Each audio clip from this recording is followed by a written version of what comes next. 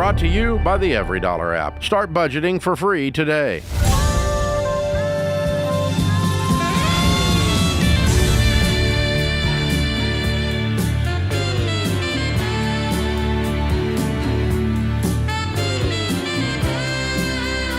Live from the headquarters of Ramsey Solutions, it's The Ramsey Show, where we help people build wealth, do work that they love, and create actual amazing relationships. Ken Coleman, Ramsey Personality, is my co-host today. Open phones at 888-825-5225. You jump in. We'll talk about your life and your money. Emily is in Jacksonville, Florida. Hi, Emily. How are you? Hi. How are you guys doing today? Better than I deserve. What's up? So, quick question. I've been dating a lovely young man for about 9 months, and we had a random conversation that came up about retirement savings. I'm a big saver, so I'm really I have 401k and a Roth IRA. And his response was that all that matters is working and making money now, and that 401ks are a scam. And I just want to know what the best way to approach this conversation is to try to help him maybe understand the importance of saving for retirement. Did you ask him why he thinks they're a scam? Was there any kind of follow-up on that particular classification of it? Not necessarily. He is he moved here from Albania 6 years ago, and he just became a citizen this year. And how old is he? He's 32, and I'm 30. Okay. All right. Well, I mean, what he's saying is, I don't know why he thinks 401ks in particular are a scam, but what he's saying is that I came from an area where we are living hand to mouth, and thinking about the future is not something I want to do. I want to just enjoy the moment because the situation I grew up in, there might not be a next moment for whatever reason. I don't know. I'm guessing. Okay, I'm gonna try to give him a break here, because what he's saying is basically he's saying I'm immature and I don't want to think about the future.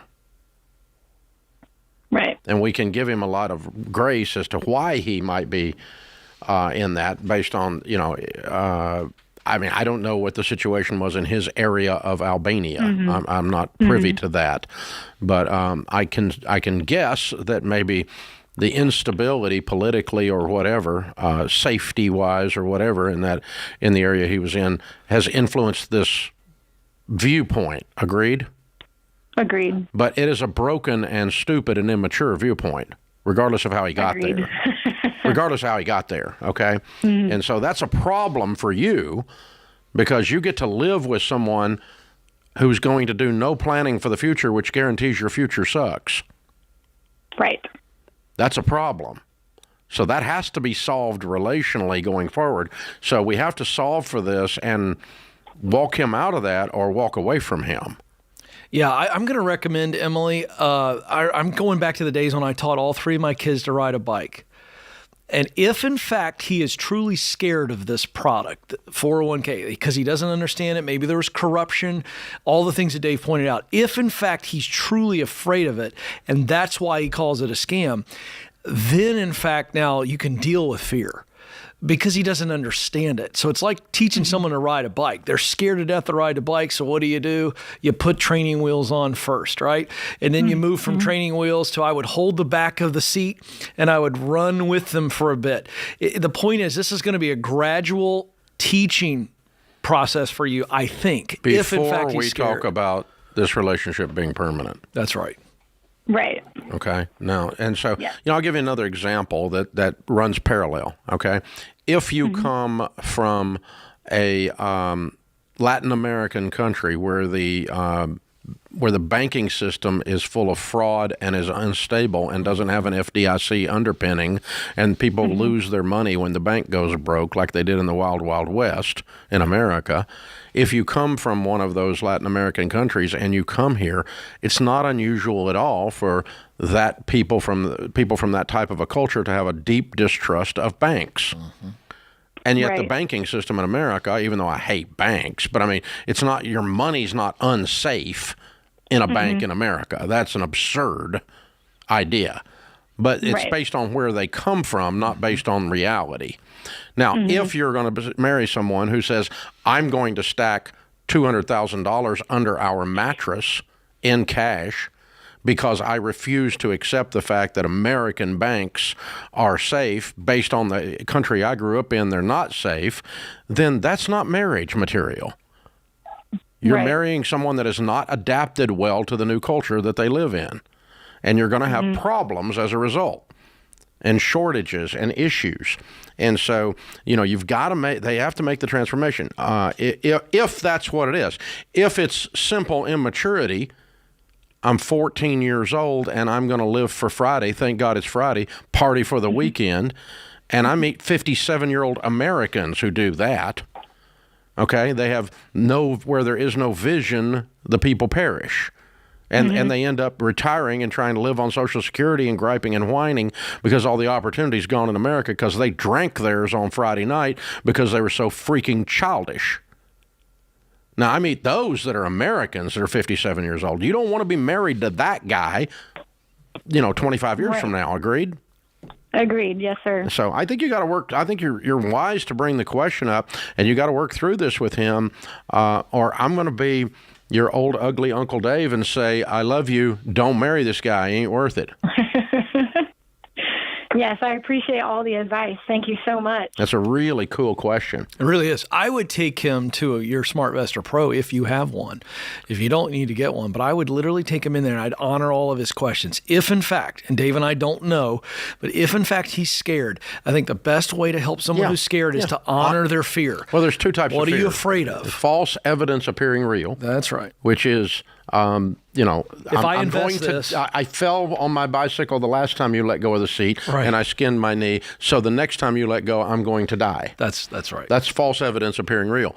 Yeah. Actual fear is of something that is logical. If you're standing in the middle of the interstate and 18-wheeler's coming at you at 100 miles an hour, you should move. That's right. That's actual fear. Yeah. You're going to die. That's a lot different, though. And so this is false evidence appearing real, or it's immaturity. I don't know which. But it's one of those two things. And either way, you got to deal with it to go forward. So we got to drill down. We got to get to ground zero on this and then work our way out. Really good question. Yeah, and I just want to point out again, when you're in a relationship and you're not on the same page and it's really fear holding the spouse or a boyfriend or girlfriend back, honor their questions. Don't dismiss them. Don't always try to explain them. Let them sit in that and ask the questions and get with somebody, a third party. In this case, a SmartVestor Pro who can answer every question about fraud and anything like that. And if hopefully they get there and the light bulb goes off, and now we're on the same page. Yeah, it's tempting to roll your eyes at something that's stupid. That's right. But you can't. You got to honor it and go, okay, there's a reason for this, and then let's get to the root of why, and can we solve for it so we can go forward. Because we're not aligned on what reality is here. And when you can't align on reality, you have a problem. This is The Ramsey Show.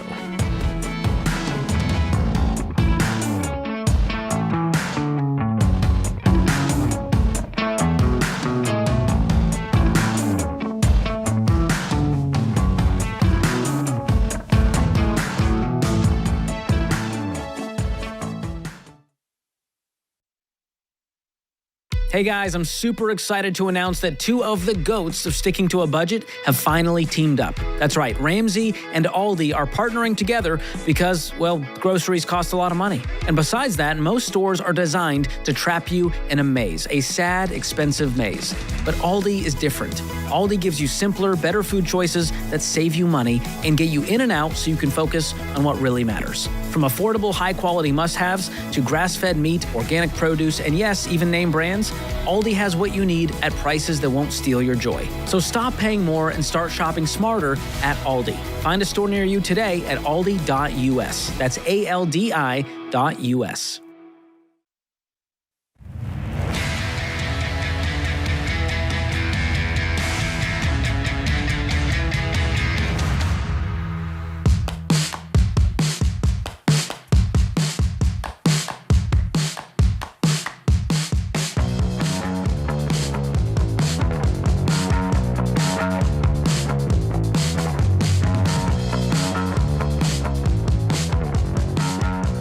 Thank you for joining us, America. I'm Dave Ramsey. Ken Coleman, Ramsey Personality, is my co-host, #1 best-selling author, and host of a brand new show that's blasted off, super fast, on Ramsey Network. It's called Front Row Seat, where he does long-form interviews with people that'll help you, with their information, change your life.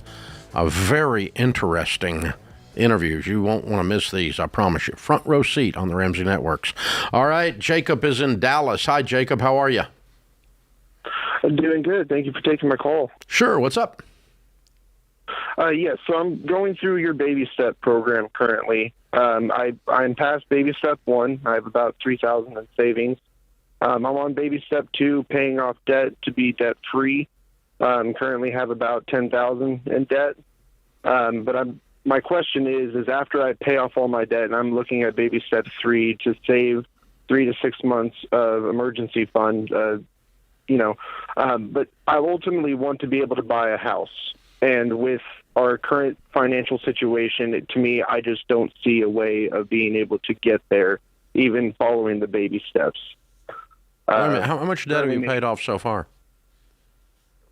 It was a little over $10,000. I've already paid off about a $1,500 toll bill. I paid off a $343 bill in collections. I'm looking at paying off another $700 bill in collections. So you paid off $2,000 or $3,000 of your $10,000 so far. How long have you been working on this? This actually was more recently. So I started doing this this month with my tax return. So in 1 month with a tax return and by focusing and being on a budget, you moved the needle $3,000. Yes. How does that translate to being hopeless about the future? That doesn't make sense. You're killing it. Proud of you. Yeah, appreciate it. But I have about $9,000 left in a vehicle loan, which should be paid off in a year and a half if I just keep making the payments as I am. You paid off. I know, but we're not going to make the payments as you are. You're going to roll up your sleeves. You're going to sell so much stuff the kids think they're next. We're going to get this stupid car paid off. If you got to work an extra job, fine. Stay out of a restaurant and quit going on vacation. Get your dadgum car paid off so you can build an emergency fund so you can get a house. Understood. I mean, you've already moved the needle $3,000. That gives me reason for hope more than you seem to have. And you've got $3,000 in savings. Baby step 1 is actually just $1,000. So you've got $2,000 that you need to be putting on that car today. Exactly. Okay. So this is all new to you. This whole Ramsey thing's new to you, isn't it, Jacob? Your name has definitely gone around my church a lot, and that's no. But I'm talking about you actually looking at the information and applying it is new. Yes. Yeah, okay. Because it sounds like you're fresh in this. That's fine. I get that. The thing that I've experienced in walking with people now for 30 years, doing the baby steps in detail exactly as we teach them. Okay, so you stop all 401k contributions temporarily. You don't get any more tax refunds because you adjust your W-2 to where your take-home pay is accurate. If you get a refund, it's because they're taking too much out of your check. Santa Claus doesn't live in Washington, D.C., okay, it's your money. You got it back with no interest a year later. So go ahead and adjust your W-2. Stop putting money in 401k. Stop eating out. Stop going on vacation. Take an extra job. Sell everything in sight that we can get our hands on. And let's get this car paid off as soon as possible. When that is paid off, then build your emergency fund very quickly and then start talking about saving. Now, if you start saying, Dave, it's going to take me 3 years to pay off $9,000 because of my lack of focus and sacrifice, then yeah, you do have a problem. You may never get a house because you're living you're living without really leaning in and focusing on this and sitting down with your spouse and saying, we're going to sacrifice, we're going to live like no one else so that later we can live and give like no one else. As I've walked with people doing that, Jacob, they pick up momentum. So that by the time the car is paid off and the emergency fund is in place and they come in here and do a debt-free scream, they almost always have seen an increase in income. The number of people that their income went up dramatically while they're getting out of debt is substantial because they're just focusing on it. They're going, I need more money. I got to get this moving. And so I predict that if you follow the stuff exactly as we teach, that 5 years from now, you will be making $130,000. You will be debt-free. you'll have an emergency fund in place, and you'll have a good, strong down payment have already been made on a house with a 15-year fix that's a good starter house. And you're going to be putting 15% of your income into retirement and be on your way to be a millionaire. That's what we show people how to do. And you can do that with what you're doing. But you're not going to do it sitting there it takes me 3 years to pay off $9,000. That's no, that's not okay. You're going to have to lean into it harder than that. Hang on, I'll send you a copy of the book, The Total Money Makeover, which gives you every detail of what to stop doing, start doing, and when to do it on the baby steps. And if you'll do that formula exactly and not try to make it Jacob's plan, but instead just do what you're told, it's going to blow your mind how you'll move the needle. And get your spouse on board with you, Jacob. That's a big deal. Yeah, I just would underscore what Dave said. We have heard so many debt-free screams just right across the studio here, and every time their income goes up. I'm not saying it's always the case, but I've never heard one. 90-something%. And to your point, it is the momentum, mental and emotional momentum of the baby steps is what's the genius about it. When you start ticking off the debts, even in baby step 2, momentum takes place and good things happen to people who have momentum. I'm just telling you, it's not a mystery. It just, because you're happening to life instead of life happening to you. Well, and we know we're in momentum. Hey, throw that book in, Christian, as well. Throw in the momentum theorem. Because momentum theorem says this. It's a thing we developed to try to communicate that idea. Focused intensity over time multiplied by God and his blessings creates unstoppable momentum. Mm-hmm. But wandering along doesn't create any momentum. Dancing through the rose garden doesn't create any momentum. It's you, as we say in Tennessee in the country, you lay your ears back and you get into it, right? You stick your face in there and go. You stick your face right in the middle of the war, right in the middle of the battle, and you get after it. And that's when stuff starts to move. But just going, well, I think I can just, no, you can't do it. You got to have more energy and focus in your voice than that and in your actions. And Jacob, you can do all of that. You've got the ability. You've already, just in the limited time you've had some focus, paid off $3,000 just because you thought about it. I mean, that's just the power of thinking about it, just the power of intentionality. It's very good. I'm proud of you. All right, William is on the line in Pittsburgh. Hey, William, what's up? How's it going? I'm doing good. How about yourself? Better than I deserve. How can I help? Well, what inspired this phone call is I'm getting a bonus check. It should clear on Friday. I will clear $3,800. I'm still working on paying off debt. And my truck broke down earlier this week, and I found out I'm going to be losing my job sometime after 1 year, but before 2 years. How much debt have you got? About $60K. On what? Lines of credit, that kind of stuff. How much on your cars? Nothing. They're both paid off. Mm-hmm. What's it going to take to fix the truck? $2K. Well, there's 2 of your 3,800, right? Correct. Okay. All right. And what'd you say you make? I make with the overtime about $58,000 a year. What do you do? Did I mention I was trying to start up a landscaping business as well? I'm sorry if I didn't. No, but I mean, you're trying to figure out what to do. That makes sense if you're going to lose your job. It's going to be a while before you lose it, and you make $58,000. So, what's it take to get the landscaping business going? I need $400, and I know that sounds a little bit ridiculous, but I used to own a landscaping business, and I shut it down. But I already have all I already have the trucks, the trailers, the equipment. I just need to do a few tune-ups and a couple carburetors is all I need to get that up. Well, you ought to go make $400 in a week doing that if you do the tune-up, right? Correct. Yeah, go do that. I should be able to do about $800 a week. Yeah, go do that, and then let's get this business up to $8,000 a week before you quit, before you get fired. You quit before you get fired, right? Because you're making so much money in landscaping. That's right. Yeah, definitely. Let's get this thing tooled up and get going. I'm in. That's what I would do if I were you. Good question.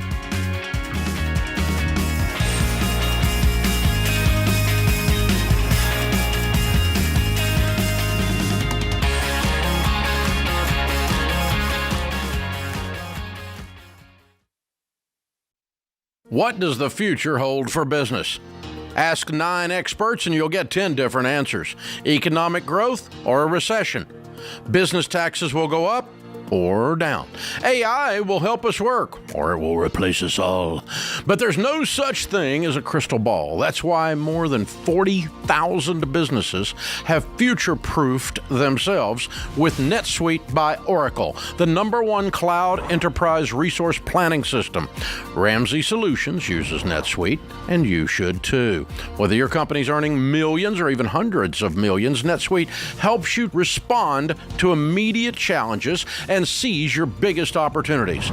With one unified business management suite, there's only one source of truth for the visibility and control you need to make quick decisions. NetSuite's real-time insights and forecasting help you see into the future with actionable data. And when you're closing the books in days, not weeks, you can spend less time looking backward and more time focusing on what's next. And speaking of what's next, download the CFO's Guide to AI and Machine Learning at netsuite.com/Ramsey. It's free at netsuite.com/Ramsey.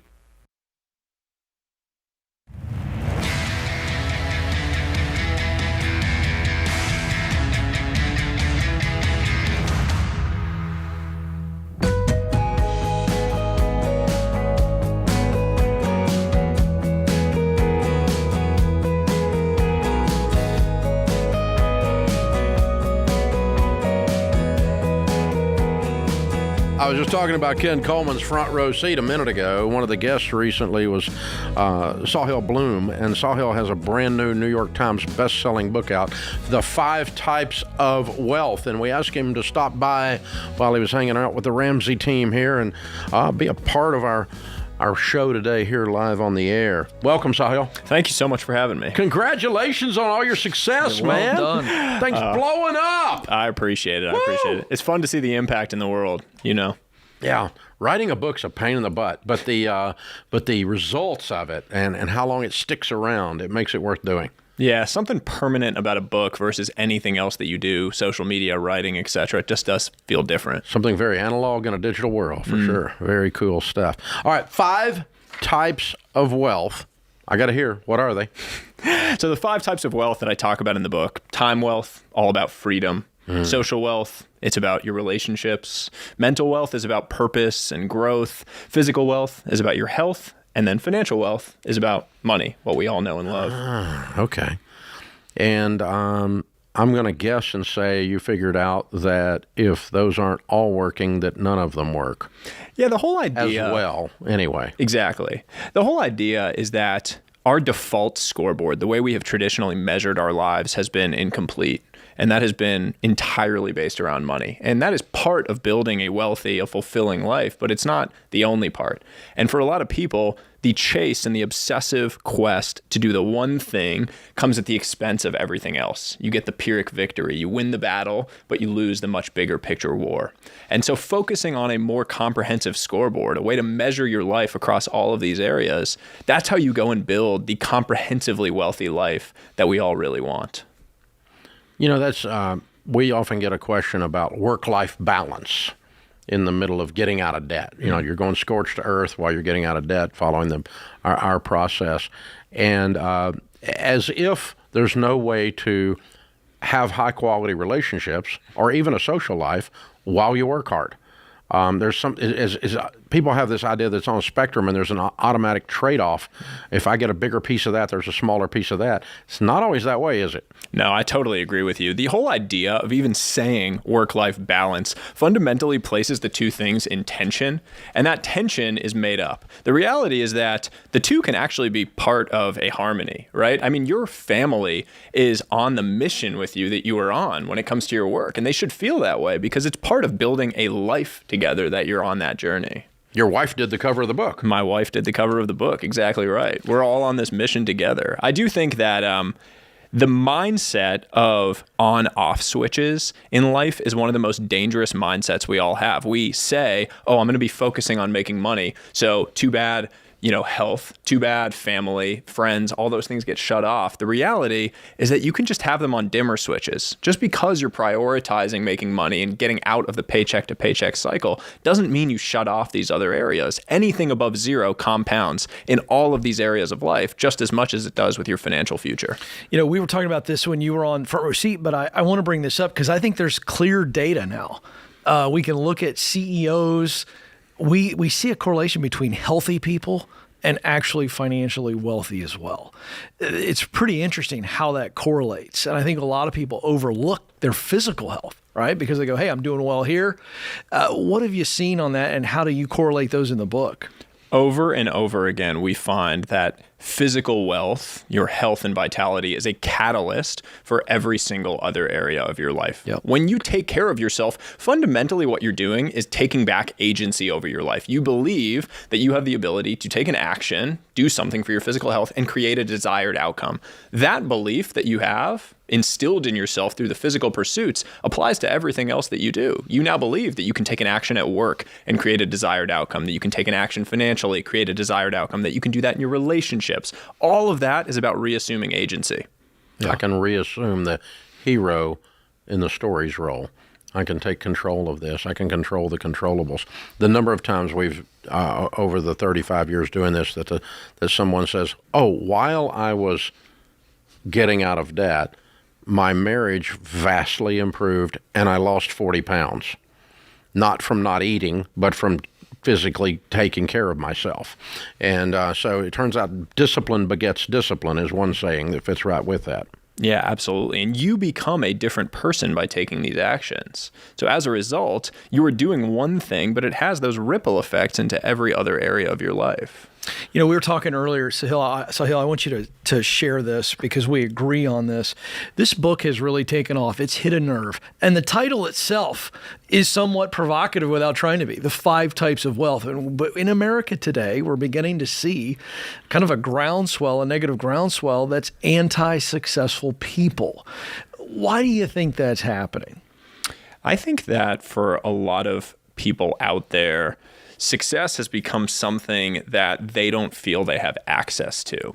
And that is fundamentally giving up your agency, right? You are saying that other people have the opportunity to do things and create success, but I do not. And so I'm going to bemoan that success because I don't feel I have access to that.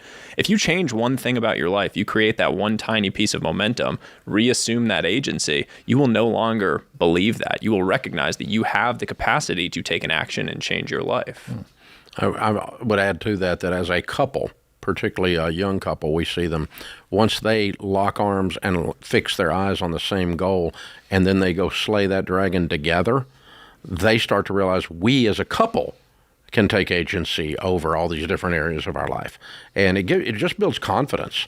The empowerment gives you confidence to go forward. Time, social, mental, physical, financial, the 5 types of wealth. Sahil Bloom is our guest. This is now a 7 weeks on the New York Times bestseller. It's a legitimate, very good book, and strongly recommend you pick up a transformative guide to design your dream life. Talk about designing your dream life. It is all about taking deliberate daily actions to actually go and build the life that you want. The tiny action that you do today is going to be the thing that creates the momentum for tomorrow. The problem is that when you stare at this big wall, you're trying to go create this enormous change in your life, it's too intimidating. You look at it and you say, I can't possibly get to the other side of this thing. You don't have to do that. It's just about creating a little bit of awareness and then taking a tiny bit of action. Because again, that tiny action is what creates the momentum for you to get a little bit better tomorrow, a little bit better the day after that. When you're staring at the blank screen, I'm going to write a book. Do you have that same feeling? Absolutely. I better put a word down here fast so that another word comes, because otherwise I'm going to be 2 days staring at this blank screen. Absolutely. And again, anything above zero compounds. The 10 words that you write today, the 10 minutes. But successful, ambitious people are the worst about allowing optimal to get in the way of beneficial. They say, I don't have an hour to work out today, so I'm just not going to work out. I don't have 2 hours to write, so I'm just not going to write. I don't have an hour to call my mom, so I'm not going to call her. The reality is that a 5-minute call is better than nothing. A 10-minute walk is better than nothing. 5 minutes of writing is better than nothing in all areas of your life. Yeah. So make the call, do the walk. A walk, could lead to a run. You never know. So good stuff. Very good stuff. Very fun. And so they can also hear you on your podcast? No podcast right now, but maybe one to come soon. Okay, very cool. A robust newsletter, yes? Newsletter several times a week, and you can get the book anywhere books are sold. And I want to point out, how do we get the newsletter? Newsletter is at sahilbloom.com. SAHILbloom.com. Yep. Very, very good. That's where that book came from, by the way. I want to brag on him. I had been following you for years because of that newsletter. And even on X, you would put out these little nuggets. And he lives what he believes on that. That's how this book came about. You tested this content for a long time. And now you're seeing the results of it. So I wrote a book with an absolutely horrible title that didn't do very well. It's called More Than Enough. So answer that question. What does it mean to have enough? I love the whole idea of enough because fundamentally enough is where you build your best life. Ooh. The chase for more is a plague. More is the most dangerous word. The minimalists would love you. Yes, they would. They would. I love it. The 5 types of wealth, Sahil Bloom. Thanks for stopping by, my friend. Thank you for having me. So proud of your success. Very well done. This is The Ramsey Show.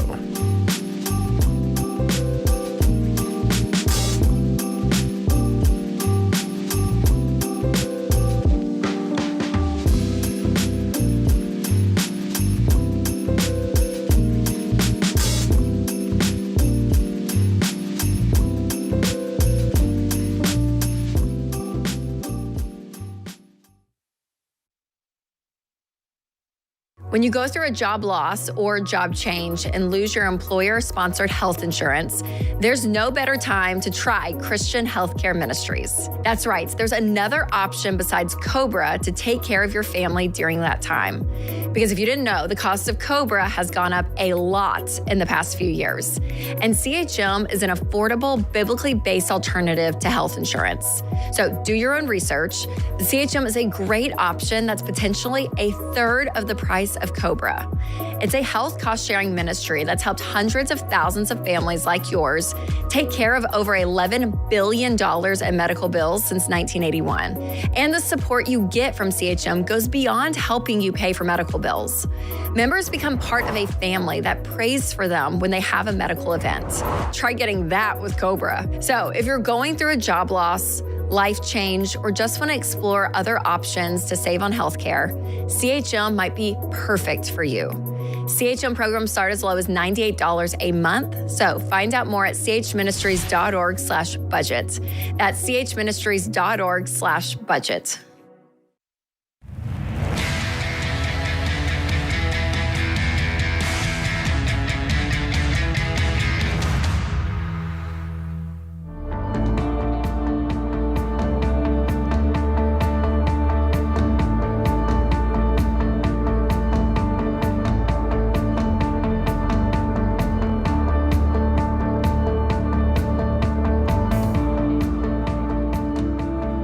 Ramsey Show question of the day is brought to you by Why Refi. Are your defaulted private student loans keeping you up at night?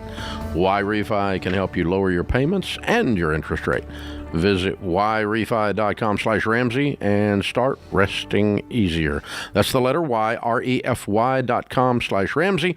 May not be available in all states. Today's question comes from Craig in Delaware. In previous years, you've advised using a tax professional, but lately you've been promoting a software that listeners can use to do their own taxes. We've had professionals do our taxes for years, so I don't disagree with that advice, but what is the reasoning behind changing your stance on tax preparation?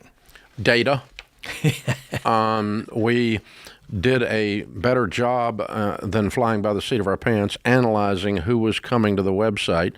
So if someone came to the website and RamseySolutions.com and clicked on ELP, endorsed local provider, for tax preparation, when they went to a tax professional and they had a extremely simple return, and the tax professional would charge $200 or $300 to prepare a return that takes 15 minutes, the people would say, no, I'm not going to do that. And so we were seeing like 60% of the leads that went through to the tax professionals were not qualified leads, meaning the people they were not in the market to spend that kind of money to do a simple tax return, and they would opt out and go do something like TurboTax. And so we weren't serving the listener well. And it was aggravating our tax professionals because they were getting about over half of their people calling them were not turning into customers because they were not qualified leads. Yeah. And so the data told us that about half of our audience would prefer to do a quick, easy digital tax return. About half of our audience has a complicated return. They own a business, they've moved, they've gone through some kind of life change, or they have investments or whatever, and they need a tax professional, and a couple $100 is no big deal to them to have a more complicated return done, and they continue to use the tax professionals. But basically about 50% of the people that in our audience were just saying, bye-bye, you're not helpful to me and to our tax professionals. And so we said, we need to be helpful. Let's figure out something, because TurboTax is not really free most of the time. Most of the time you go in there, they give you some kind of an upcharge, and they promote the snot out of financing. They'll loan you the money against your refund. They'll send you a credit card. They get you all. They forget they're there to do taxes and try to sell you a bunch of debt. And I thought, well, if I can punch that in the nose, I'd like to do that. So simultaneously with serving our customers, we created a product with the Tax Slayer people and white labeled it. And the Ramsey Smart Tax is now there to serve the half of the customers we were dumping in the street. And we don't feed them a bunch of crap about credit cards while they're doing it. Oh, and it's actually what it says it is. Whatever we charge, a couple of dollars is not much. That's the number. It's not, we don't upcharge you and get you 6 ways from Sunday on this. So that's why we did it. Yeah, and be paying attention, folks. It's 2 weeks away. RamseySolutions.com/SmartTax, by the way. That's where you go. Fabulous product. If you have a simple return. If it's simple. If you don't, go to the ELP's page and get you a professional, just like Craig is asking. But, Craig, that's a great question, because really that was, 4 years ago or something we started working on that. But the team came in and said, Dave, we're not serving half of the people that are asking for help. We need to find something to serve them.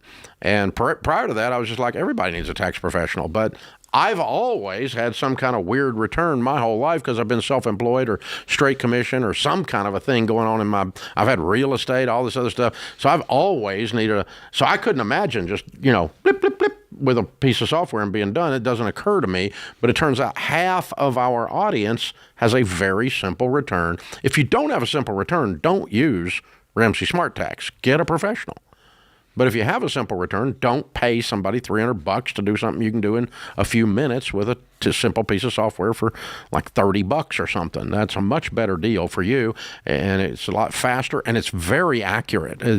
That was the other thing. I was worried about it being accurate, and it's extremely accurate. So, good question, sir. Jack is in St. Louis, Missouri. Hey, Jack, what's up? Hi, how are you? Better than I deserve. How can I help? Well, I am facing a decision of wanting to move to a bigger, more exciting, yet more expensive city, and I'm trying to rationalize it to myself. What's the reason beyond it being exciting? Or why is it exciting? I've been renting in St. Louis for about 10 years. I've stayed here for school, and then I just happened to get a job here. But never really felt like thrilled or passionate about life. St. Louis is not a small city. Well, I know it's not a small town, I guess by big city, I mean like big metropolises like New York City or Chicago. Well, where do you want to move? Where do you want to move? I've been looking at Chicago and New York City. Okay, what do you do for a living? I'm a software engineer. I work remotely, making $110K. Okay. So are you going to keep your current job and move to those cities, or are you going to try to upgrade? Well, I guess that would be a good question. Like, because, for example, New York City, like that would be very difficult. Yeah. 110K. Yeah, you're going to live in a cardboard box, and you'll probably have a rat companion at that. No. I'm kidding. It's not that bad, but you're going to have to really think about that cost of living. Yeah, your real estate's going to double. Other cost of living is going to be higher, but not double. And there's another fear I have, if I can tell you. I'm 33. I'm not married, no kids. I'm squared away. I'm on baby step 2, 3, and I'm saving 15% for retirement in 4. But I don't own any real estate, and I never have. And so I'm like worried that if I'm delaying homeownership to move and making life more expensive, if that's something Yeah, you would be. What is it you're wanting to get out of the move? What's the move give you? I guess just invigorated passion and just lighting up my world a little bit. I'm going to tell you something. I seriously doubt that moving to Chicago or New York in and of itself, in other words, the proximity to those cities, I don't know that that's going to give you this passion that you're looking for. I mean, if you don't change other parts of your life, in other words, you're getting excited okay, so you're about single, you're debt-free, you make $110, you're 33 years old. You could just move there and live there a month and see what happened. Leave everything in your apartment. Just pack a suitcase and go to an Airbnb for a month. You can afford it. Yeah, that's true. And see if it does what you think it's going to do, or see if Ken's right. Okay. I'm hearing so much uncertainty on you, and that's not a negative. I'm not criticizing you, but I'm hearing so much uncertainty. There's no clear why on this, and so I would hold. I like Dave's idea of kicking the tires and see what it is you're actually searching for. But I'm going to challenge you that I think what you're searching for is more fulfillment in multiple areas of your life, not about where you live. Yeah, that's true. I am looking for fulfillment, and can I tell you something else? I spent my 20s in grad school living poverty line, and I spent my early 30s with dealing with like chronic illness, and I've like just gotten better, and I'm ready to just live. Yeah, you're ready to like backpack Europe or something. Yeah. I mean, you're ready for an adventure. Dave nailed it. That's what's going on. You're looking for an adventure. An adventure is different than moving. Yeah. Okay. So go have some, pile up some cash and go do your remote job from a backpack and go to New York for 3 weeks and go to Chicago for 3 weeks and go to San Francisco for 3 weeks and have an adventure, and then come back home and sit and pray about it for 2 weeks and see what you think. But that's different than loading up the truck and heading to Beverly. That's different than moving, right? So that's probably what I'm going to do if I'm in your shoes. I get it. There's a pent-up lust for adventure that's fair and accurate here.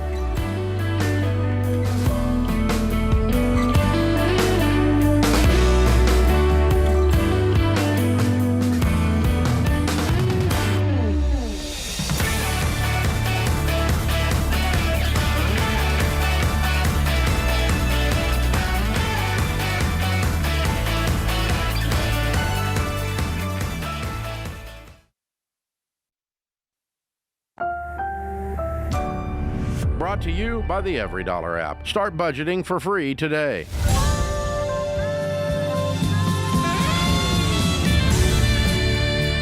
Live from the headquarters of Ramsey Solutions, it's The Ramsey Show, where we help people build wealth, do work that they love, and create actual amazing relationships. Ken Coleman, Ramsey personality, #1 best-selling author, is my co-host. Phone number is 888-825-5225. Clara is in Tallahassee, Florida. Hi, Clara. How are you? I'm good. How are you? Better than I deserve. What's up? This is a career financial question. So I'll set the question and then I'll give you a little bit of background. I've been, am I crazy to turn down a job? So I've been unemployed for 5 months. I'm an older worker, and financially I'm doing fine. So I'm not in a rush, but I do need a job. So I've been applying and interviewing for different jobs.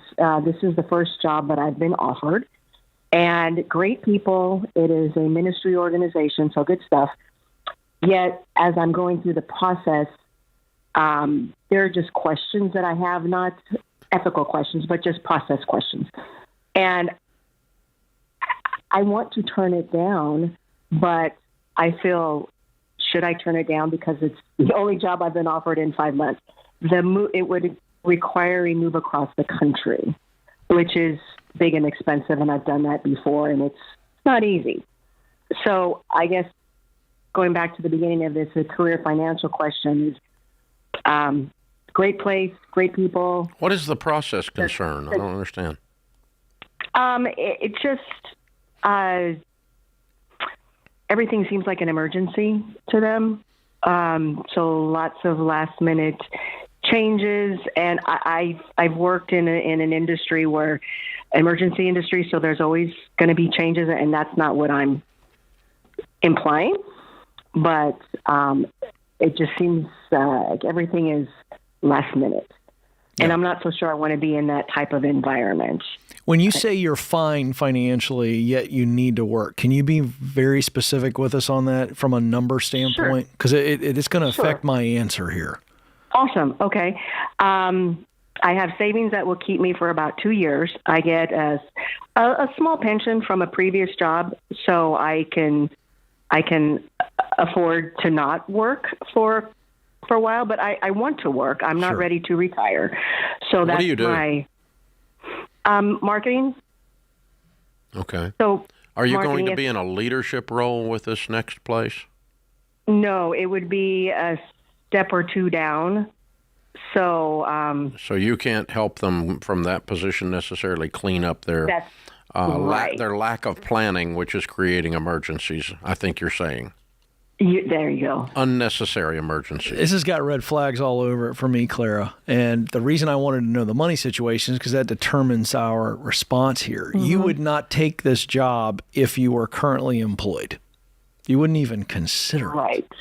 And so for that reason, I'm out. I would not do this. I would not move across country for a job that you're already concerned about frustrations mounting. And I think you've got enough wisdom here. I can read between the lines in what you're saying. Be patient, but I think that it's okay for you to stay where you are, and let's get a bridge job. Let's just find something, even if it's a part-time marketing role or a remote role. Yeah, remote. Get active. Get back in the game. Freelancing. Yeah, I think there's a lot of freelance opportunities for someone like you. I would keep your chin up. I'm going to give you a copy of my book called The Proximity Principle. I think it's what you need right now. I think you need to spend a lot of time getting around the right people and in the right places, and you know who those people are. But I think that's what I'd do. How old are you? 60. Okay. Then you already knew the answer to the question. I think I just needed your confirmation, that's right. and I respect you guys. Yeah, your wisdom, the Spirit of God inside of you is saying, "Don't do this," and you need to listen to it. Yeah. Thank you. That's what's happening, and because you're seeing things there that aren't, you're seeing the symptoms flare up of some deep-rooted problems that are going to drive you bananas, and you're not a fit. Yeah. You're right. I just, being out of work, you start not panicking, but you know what I mean? You start getting concerned. Yeah. So, if you don't know how to put yourself out there as a freelancer in the digital world, get a 14-year-old to show you. But yeah, it's so true. It's so true. But you can make a lot of money as a marketer right now, just sitting remote, working a few hours a week from your computer, and that'll even give you more staying power till you land the exact right thing for you to enter into a quality place at the right thing. So yeah, this is a when in doubt, don't thing right here. When the bell rings, my dad used to say, if that bell is ringing inside your head, listen to the bell. Listen to the bell. And my old pastor friend of mine, Pastor Don Finto. Oh, legend. He's legend. He used to tell us, he's like 90-something years old now. He used to tell us, don't say I'm listening to my gut. Don't call the Holy Spirit a gut. Right. Yeah, don't insult him. Yeah. So, yeah. It's really good. Yeah, but you're listen to the bell, listen to your intuition, whatever you want to call it in this case, and you already know. Good question. I love it. Caleb is in St. Louis. Hey, Caleb, what's up? Hey, it's an honor to speak to you. You too, sir. How can we help? Hey, I was wondering about selling my classic car to fund my daughter's college fund. What is it? It's a 65 Mustang. Ooh, what's your asking price? $10,000. Ooh, I might put you on hold. How did you get it? Sell it to me, Dave. I love a 65 Ken's Mustang. on his way to St. Louis right now. I'm not kidding. A mere $10,000. That's a classic. So how'd you get the car? Okay, so the main issue is it was given to me by my grandpa when I was 15. I'm now 28. What do you make a year? My household income is about $45,000. Mm-hmm. Honestly, if I were in your shoes, I'd take 6 extra jobs and fund my kids' college fund and keep my car. I agree. It's not an either or. It's not the only way you fund your kids' college is sell the car. Life's not that simple, sir. Okay. Go find some money. And 10 grand. Is my that grandpa gives me a 65 Mustang. Yeah. You know, that's like asking your wife to sell her wedding ring. Okay. No, we don't do that. Okay. We go find some money by working and doing some other things, working on our career, taking side gigs. What's your wife do for a living? She works at my daughter's Christian school that she goes to, and that pretty much pays for her private schooling.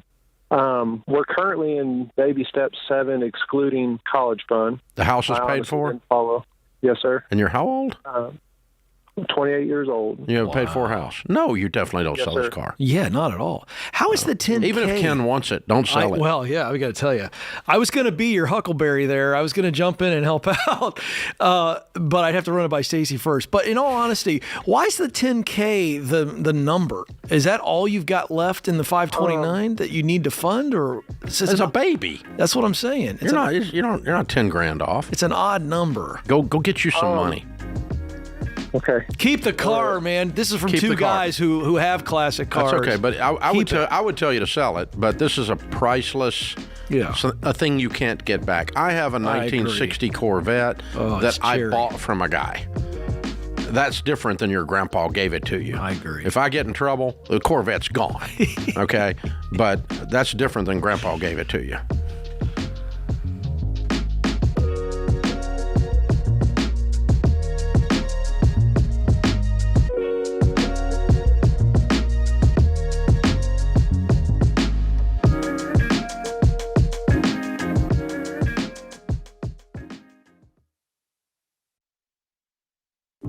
Hey, George Camel here with a not-so-fun fact.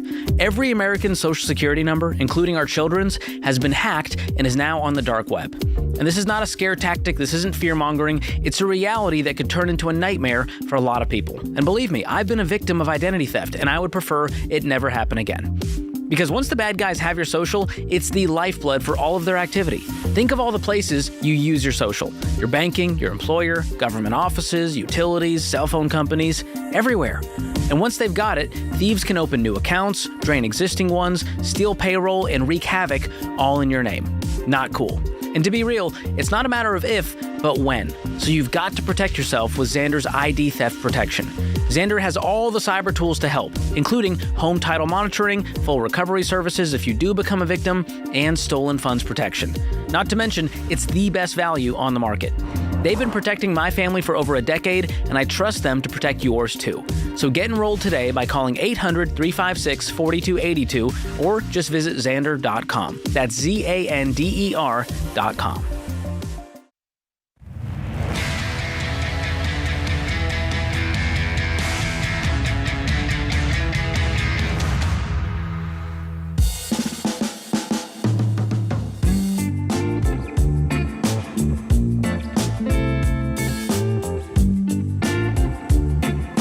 Well, guys, our research team has been working very, very hard, and we have a new product we want to introduce you to. What if I told you that car payments, student loans, and maxed out credit cards shouldn't be the reason you missed out on a rizzed out weekend with your closest photogenic friends? Debt Zembank. Or maybe you're on the other side of that age equation and you made some questionable business decisions back in the 90s. So now you're forced to rent out the entire first floor of your home to pay back that second mortgage. Uh-oh, looks like 20-somethings got you booked solid for the next 4 months. It's Debt Zembank. Whatever stage of debt you're in, $Every Debt Zempic promises to help you lose debt fast. Debt Zempic rewires your financial metabolism, making smart money choices almost effortless. From the moment Debt Zempic enters your system, impulse spending disappears. Your money stretches further, and your budget totally sticks. Because you can't overspend. We dare you to try. It won't work. It's Debt Zempic. 20-somethings everywhere agree. This thing works. No cap. Debt Zempic. You don't have to stay trapped upstairs waiting on the police to arrive after you filed a noise complaint on your renters just to keep the deposit. Now, there's Debt Zempic. Because getting into debt is a lot more fun than getting out. This commercial was created entirely from stock footage, and actors have no idea how they are being portrayed. Debt Zempic is not a real product, as there is no quick fix or a one-shot solution to paying off debt. It's Debt Zempic. Let's face it, financial fitness sucks. No one wants to exercise self-restraint when there's DoorDash. But what if you could shed those stubborn high-interest payments without all the hard work? Well, now there's Debt Zempic. Debt Zempic is a debt reduction treatment that has nothing to do with similarly sounding medications. But we'll admit, we are sending a bit of a mixed message here. See if Debt Zempic is right for you. From $Every. This commercial was created entirely from stock footage, and actors have no idea how they are being portrayed. Debt Zempic is not a real product, as there is no quick fix or a one-shot solution to paying off debt. Wow. We got the booster shot here. Yeah. If you don't believe in the vaccines, you got a problem, but you can get vaccinated with Debt Zempic. We got the vials right here. Ken, you ready? I am. Line up for this? It's the only shot that I will willingly take. I'll say that. And the booster. It's pretty great. What are the side effects? Being called weird, sleeping peacefully. Falling for an April Fool's joke. Could you imagine? Ramsey Solutions is in big pharma, baby. We figured it out. They actually made these vials up for an April Fool's joke. You guys don't have a job in there? I mean, don't you have work you need to be doing? They got printed up, took it. I mean, somebody in creative actually made Debt Zempic vials. Oh, this one says debt and mortgage on it. This one says Baby Steps Millionaire. Oh, that's the booster. So the boosters get you to Baby Steps Millionaire. So this is the primary, and then you got to get the booster shots. Yeah, that's how that works. Yeah, well, and there's no guarantee you won't get it, but we're told you might not get it. You know how vaccines work, right? So, you probably will get it, but you won't. But you think Fauci would like these? You think you think Fauci would like these? I don't think that needs to even be part of this conversation. It's an April Fool's joke. Now you've left the part of funny and gone to serious. Oh, sorry, I did do the trigger word. The trigger word. That's great. Very good job, creative team with too much time on their hands. No, really good. That's fun. Debt Zempic. Brought to you by Every. I wonder how quick I'm going to get sued for running that. Okay, we'll see. Just, oh well. Hey, you know, some people don't have a sense of humor. That's all I'm saying. And they work for drug companies. So, all right, here we go. That was funny, guys. Really well done. Eleanor is in Charlotte, North Carolina. Hey, Eleanor, what's up? Hi, Dave. Hi, Ken. Big fan of the show and of both of you. Thanks for having me on. Thank you. How can we help? So my question is if it would be morally wrong to offer to open 529s for my friend's children, but with the stipulation that I get to maintain ownership of the account. And I can give a little bit of background on why I'm asking that question. But so I was listening to the show last month, and George and Rachel had somebody on who had a baby, and his brother opened a 529 for the baby and wanted to maintain ownership of the account. And they felt like that was a strings attached situation. And so this is really relevant for me because I've been wanting to do this for a friend of mine with that same stipulation. But now I'm wondering, is it morally wrong to make such an offer? Yeah, let's clarify. There's no such thing as you can maintain ownership. When you open a 529, it is in the child's name. Permanently. Right. You are the custodian. The ability to withdraw from it. You are the custodian.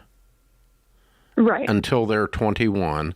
And when they're 21, or I'm sorry, on a 529, when they're 18, it's their money. You have no control after they're 18. You are not the owner of the account. Can't the owner draw on it with penalties or something like that, though? That's my concern. You're the custodian. You are in control of the account, but you no longer own it until they're 18. When they're 18, you disappear, and they have 100% agency, 100% control. Okay. That's how it'll work. And so if you want to maintain the control of the account, and that you also would be the one that could make the decision to move the investments around inside the 529 if you wanted to. All of that, you're the custodian. You are acting on behalf of the minor. Okay. But it's not your money anymore. You can't take it back. Right. Okay. So then there's nothing wrong with me offering to. I'm offering to open a 529. If you can't fund it this year, I will fund it. But I'm going to leave myself as the custodian. And when they turn 18, the money will be theirs. Okay. And I can't take it back legally, but I do manage it until they turn 18. That's how it works. And just tell your friend that and ask them if they're okay with that. That is not morally wrong.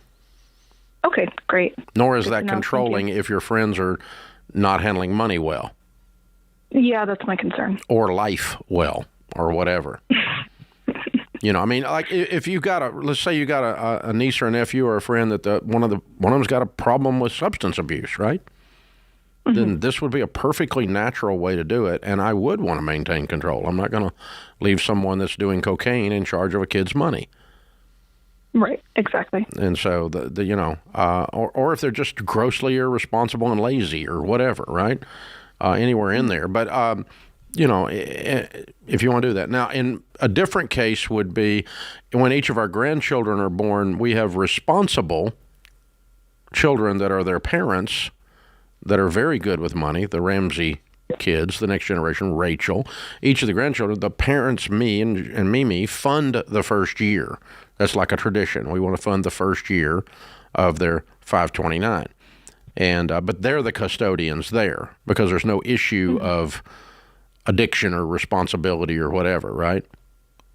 Right. So I do turn it over in those cases, but it's not controlling at all if it needs to be controlled for the good of the child. Because what we're dealing with here is we're wanting to benefit the child, no one else. We're not really worried about anybody else in this scenario.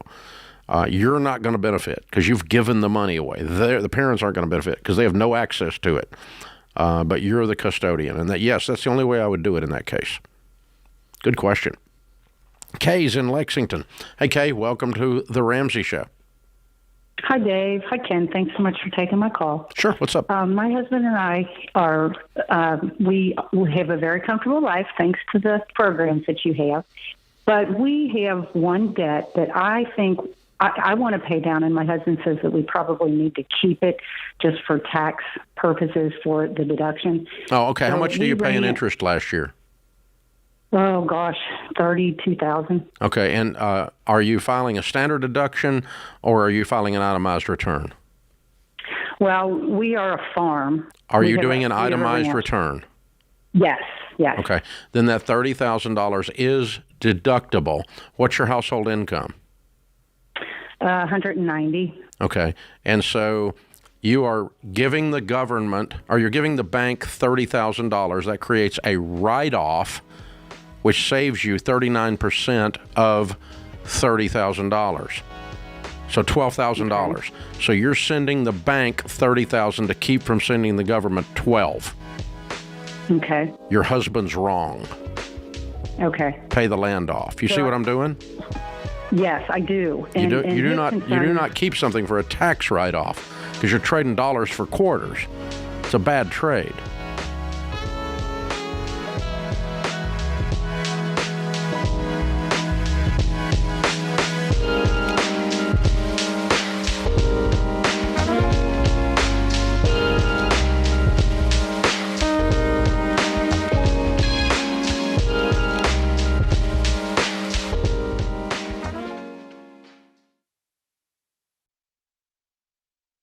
This show is sponsored by BetterHelp. All right, everybody listen up. You've heard me say this a million times, and I'm going to keep saying it. You are worth being well. And I know that's hard to believe, and sometimes we don't have friends or community to help us understand that message. And if that's you, therapy may help. Listen, I see a therapist, and I think a lot of you should too. And let's be real. Taking that first step to go see a therapist can feel overwhelming.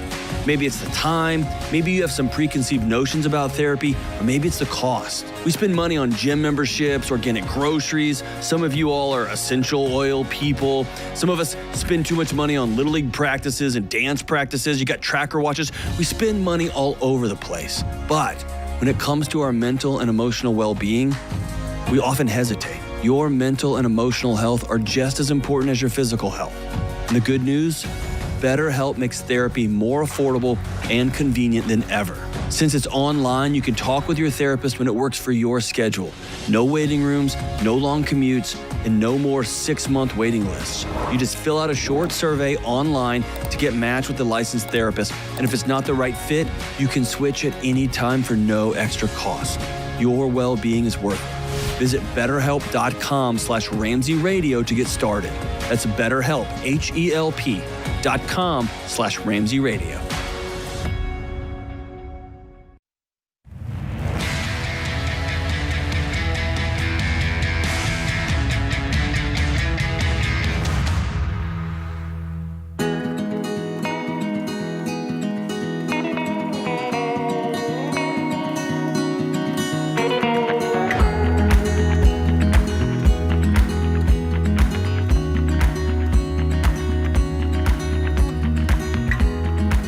Ken Coleman, Ramsey Personality, is my co-host today. Guys, if you want to help us out, we would appreciate you subscribing, following, leaving a nice 5-star review on the show.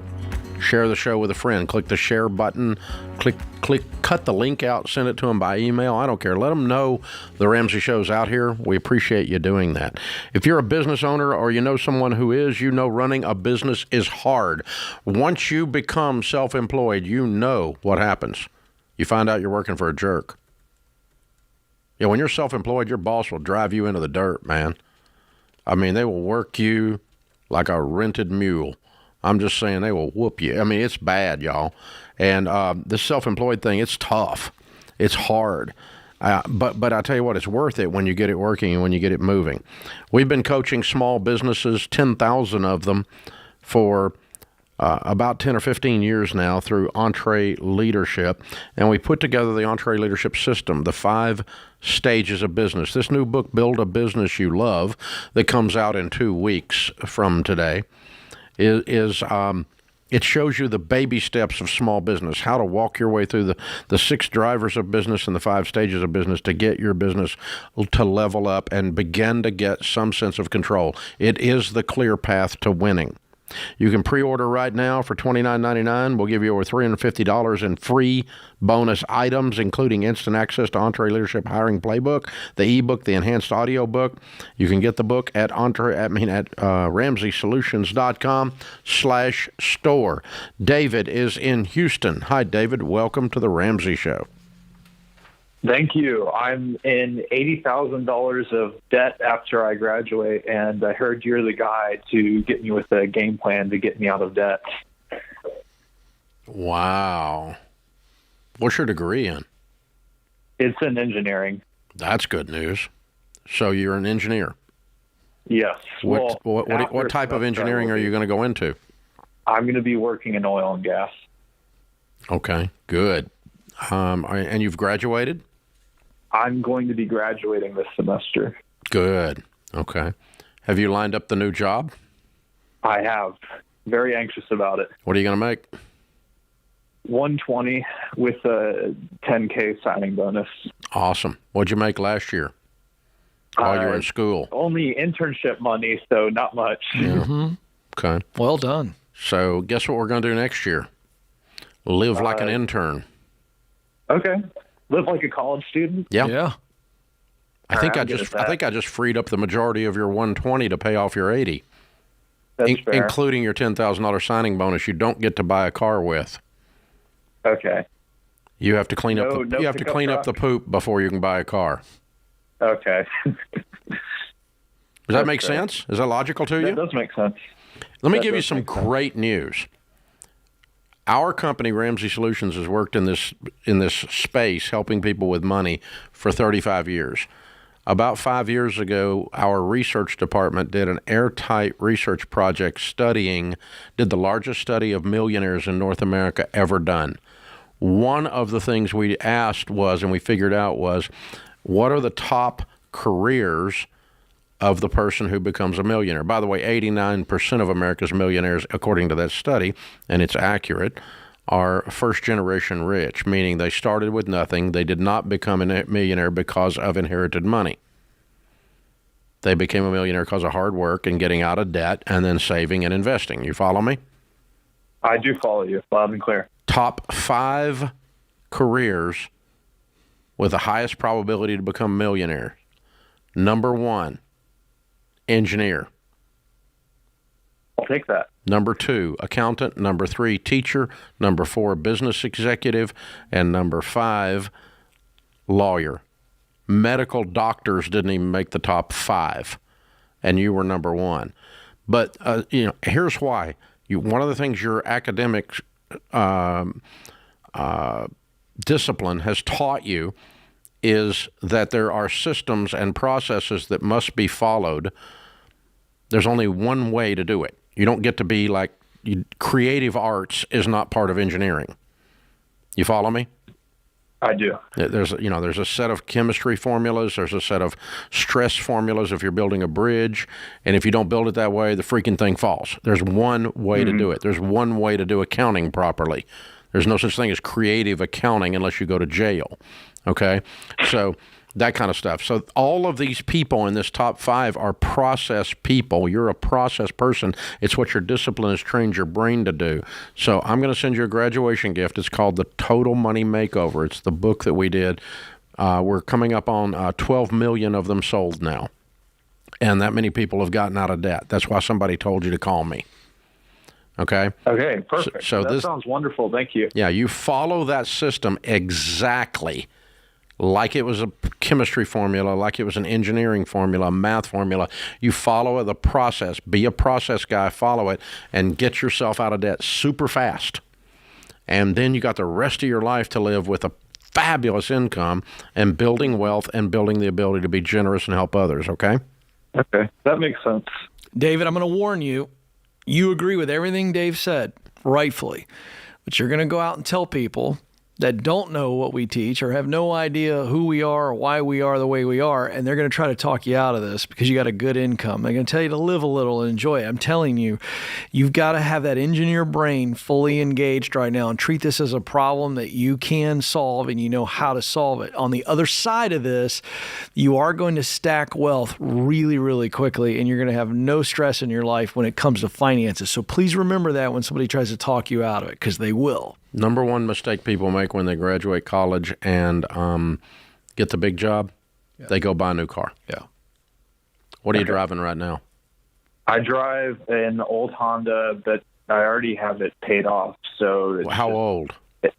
It's only like 2015, so it's not old. Dude. That's going to be perfect. Yeah. You know what that is? That's a millionaire car. Yeah. It is. That's a car that makes millionaires. 45 miles a gallon, dude. It's amazing. 45 miles of the gallon, and they're super so reliable. when your buddies start pulling up in the engineering parking lot in their new F-150 decked out. Yeah. I know. Yeah. The Raptor. Yeah. It's a beast. I got one. Nice truck, It's incredible. And I want you to get you a Raptor later. They're awesome. Okay. But right now, you just be happy that your car will fit in the back of it. Fair enough. And so take the 10 and then pay off. Throw it at it. You got 70 left. You make 120. Yep. And so we know that if you live on 50, not counting taxes, that boom, you're out of debt in 1 year. If you did it even faster, nobody here would be mad, because the sooner you get out and you're free, the sooner you get to live all the dreams that you had when you worked so hard to get this degree. And you pay cash for a Raptor, dude. You pay cash for the Raptor. Exactly. So that makes sense. I could probably pay off all my debts in like a couple of years, 3 at most then. Honey, you weren't listening. I thought you said you had $80,000 in student loan debt. Yeah. You got other debt? What? No other debt. Okay, you're making 120. Yes. Let's do some fourth grade math. All right. 120 plus a $10,000 signing bonus. If you make 120, you throw 10,000 at the 80, it becomes 70. Yep. You live on 50, pay 70 off in 1 year. Okay, yeah. That's what I was saying. Okay, now I get what you're saying. Like super fast. How much? Because it'll be 120 or 130 pre-tax. I know. You're going to lose some to taxes, which means you're not going to live on 50. You're probably going to live on 30 or 40. But you lived on a lot less than that this year. Live like an intern. I wasn't kidding, dude. True. Okay. And clear it up in 1 year. How old are you? Mm-hmm. I'm 21. Okay. If you do this, you'll be a millionaire by the time you're 30. Okay, that sounds good. All right. Hang on. I'm going to send you the book. I think you can do it. Oh, it's only another year of ramen noodles, Dave. He can do it. As long or as whatever college kids eat on the cheap. Avoids the peer pressure from his broke friends. That's what's going to happen. Driving a new Ford with a $1,200 payment. Yeah, but I'm looking good. I'm broke, but I got no money. But I'm looking good at the stoplight for people I don't know.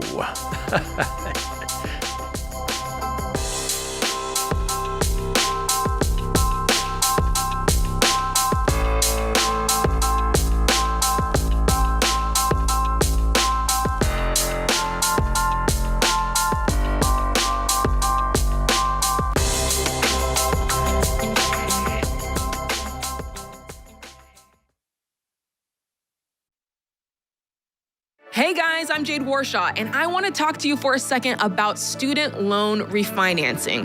Okay, if your payment and interest rate are burying you and you feel like you can't dig out, refinancing your student loan might make sense because a lower rate could help you free up more money in your budget, and a shorter term could help you pay down your debt faster. So reach out to the student loan refinancing experts today at laurelroad.com/Ramsey. There, you'll find helpful resources like a student loan rate table, a refinancing calculator, and other tools. Plus, you can get an initial rate in just a few minutes.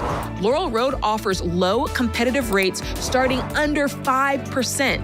You can even get your interest rate lower if you sign up for AutoPay. If your situation is more complex, though, sign up for a free 30-minute consultation with one of their student loan refinancing experts to get your tough questions answered. Listen, not everybody should refinance their student loan, so make sure you run the numbers, but for some people, it's the right move. Learn more at laurelroad.com/Ramsey to find out more about their student loan refinancing. That's laurelroad.com/Ramsey.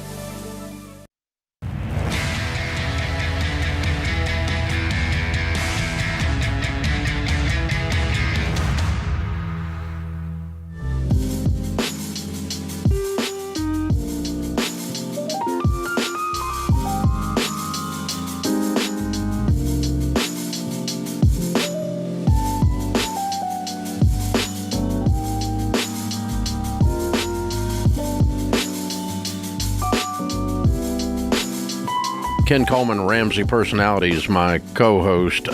Peter is with us in Vero Beach, Florida. Hi, Peter. How are you? Good, great, Dave. Glad to talk to you. You too. How can I help? Actually, when I sent you an email, I was talking about this woman that had a 401k with $1.5 million in it, and she was living in New York City, and that was on her bucket list. And you suggested that maybe she should move back out of New York City and go there and visit. But I'm thinking that if she was invested in the right stuff with her $1.5 million, and I'm big on dividend stocks, so my opinion is that she could invest all that money into dividend stocks, and basically she could stay there making $20,000 a month with $1.5 million. No. There's not a dividend stock that pays that. $20,000 a month is $240,000. You're talking about a 25% rate of return on a dividend stock? Not a chance. No. No. You don't get $20,000 a month on $1.2 million. Right. Your math is screwed up. You said $20,000 a month. That's $240,000 a year on $1.5 million. That's $1 million. That's a unrealistic rate of return. I guess that's why she didn't call your show. I guess that's why she called ours. Open phones here at 888-825-5225. Ashley's in Atlanta. Hi, Ashley. Welcome to the Ramsey Show. Thank you. How are you guys? Better than we deserve. What's up? I had a question. I currently am on step one of your, I'm reading your book, and I wanted to know, I have two jobs together that total about $76,000, I would say, a year. Good for and I you. have a 403B, a 401A, and a Roth IRA, all with my employers. My question is, should I stop contributing to them because I do have $169,000 in student loan debt?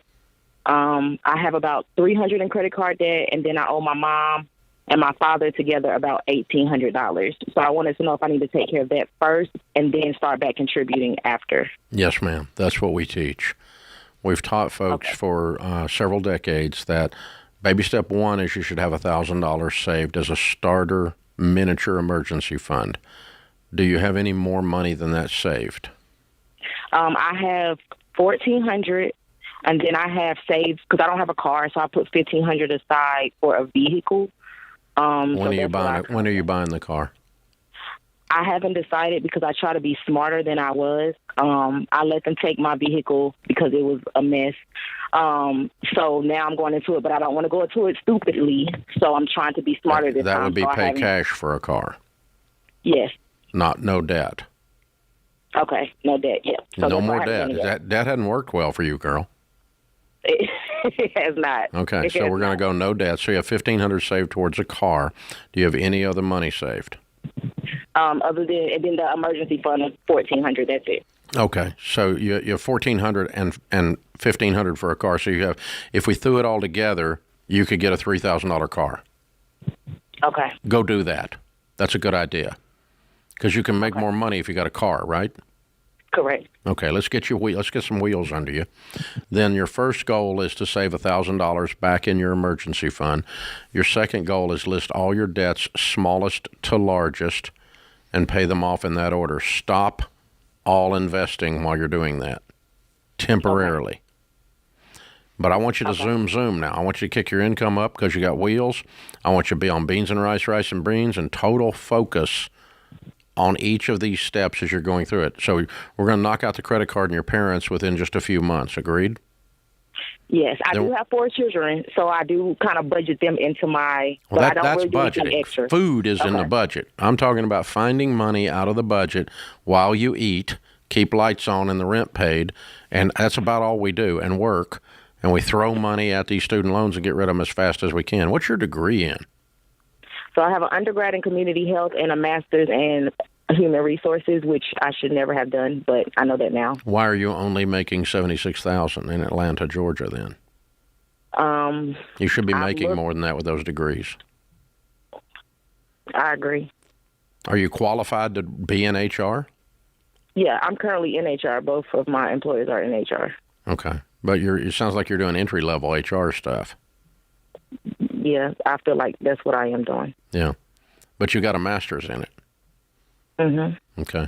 So, Ken, what are we going to do to get this income up? Yeah, this becomes primary focus right now. That is, who do I know? Connections. This is a big marketplace in Atlanta. So I'm looking to upgrade as quickly as I can or take on some fractional HR duties, maybe for some smaller businesses. And I'm thinking, what do I have to do to make an additional $2,000 to $3,000 a month? Set your sights higher. Ask your supervisor, what can I do here to add value to be worth more so that I can make more? Not I need to get paid more because I have a degree. That's not right. What we would never say that. But go in there and go, I've got this master's, I've got these tools in my belt. I want to be able to do more for this organization because I want to move up. How to help me do that? Mentor me. Show me what to do. Show me how to add value. Yeah. And if the supervisor refuses, then you need to move. Yeah. But I can tell you how many times great opportunities come to people when you start telling everybody that'll listen, and your friends, your family, your acquaintances. You have got to put the word out that you've got talent, you've got experience, and you're looking to work. And that's how you increase your income quickly. And you get a couple quick wins. You know, if you get some contract work, even something like that. Here's what I don't want you to do. I don't want you to default to getting in your car and driving rideshare. I'm not against that at all. You don't need to do that. You have too many tools in your belt. Too much talent for your time. Yeah. let's have a goal of moving up through the career with all this training that we have and doubling our income in the next 3 years. Yep. I want you making 153 years from now. And but you're going to have to concentrate on how can I add value? How can I make myself value? What have I got to do to make myself more presentable as I interview for these positions within my company or outside my company? And we'll send you a copy of Ken's book, The Proximity Principle, which is what he's talking to you about right now. And then we'll send you my book, The Total Money Makeover, which is what I was talking to you about with the baby steps and showing you how to walk up through. Let's get wheels under you. Let's get the $1,000 in the bank, and then let's start paying off these debts as fast and as hard as we can. And as your income goes up and you get better and better control with your money, use the Every Dollar app. It's a free download. As you get more and more and more control on your budget, you're going to see your money work harder and harder and harder, and you're going to plow through that $169,000. Most mornings you wake up right now, you think you'll never get that paid off in your life. And I see people in your situation pay it off in 3 years all the time. But it has to do also with maximizing your career potential. It does. And one of the things that people overlook is the most underutilized question in the world, Dave. When we're talking about professional advancement and getting more income, it's this: will you help me? This isn't a handout type question. It is I'm a mom, I got 4 babies, I'm trying to get out of debt. It's a compelling story. People respond to that kind of stuff to say, hey, I'm looking for work over here. I'm an HR pro. I can do this, this, and this, and here's why I'm doing it. I want to get out of debt. I want to have an emergency fund, set my babies free on this journey. People love to help people who are helpable. And this is a great story. So we can't forget, I know there's a lot of people listening and watching us right now. When you share a story that's tied to a vision of becoming debt-free, of building an emergency fund, all the kind of things, changing your family tree, people respond to that. You'd be surprised. But we forget that the narrative is what's attractive to people because they want to help somebody who's helpable. Yeah, and who are willing to help themselves. Bust your chops. You're saying, hey, I'm going to work. Put me in, coach. Give me a attractive. Shot. Give me a shot, Yeah. And I'll work so hard it'll make you, that's right, happy that you did this. By the way, opportunities, and you know this, they show up for people like that. They do. They just randomly, but not so randomly, right, shows up. This is The Ramsey Show.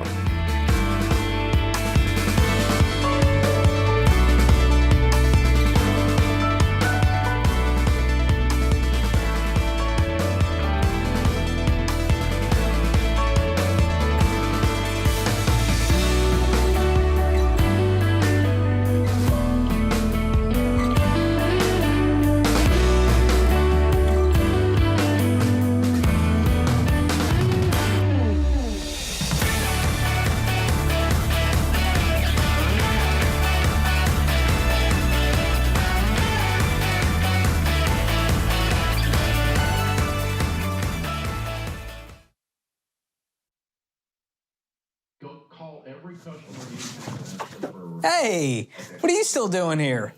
You know the rest of the show's happening on the Ramsey Network app, right? So you got to jump over there to continue watching. You can download it for free. Just go to your app store, type in Ramsey Network. It's completely free, and I'll drop a link in the show notes to make it easy for you. So if you're watching on the app, you're in luck. But if you're watching anywhere else, this show is over for you. So jump onto the app and let the fun continue. All right. Go on now. Don't make it weird. Okay, I got nowhere to go, so you need to go. Okay, bye-bye now. All right, it's getting weird over there, guys.